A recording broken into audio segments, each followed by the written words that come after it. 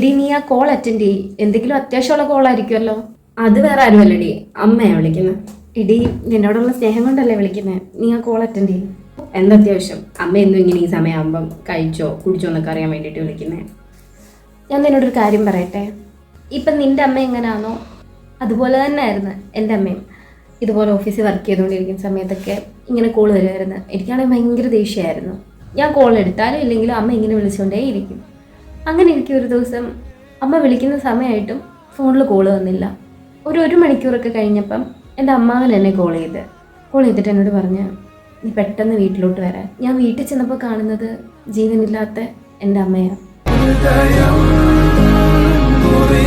ഉള്ളത് പറയാലോ, അതിനുശേഷം ഇന്ന് വരെ ഞാൻ കഴിച്ചോ കുടിച്ചോ ഞാൻ എവിടാ എന്നൊന്നും തിരക്കാൻ എനിക്ക് ആരുമില്ല. സത്യം പറഞ്ഞാൽ നിന്നെ നിൻ്റെ അമ്മ ഇങ്ങനെ വിളിക്കുമ്പം ഞാൻ എൻ്റെ അമ്മയെ ആലോചിക്കും.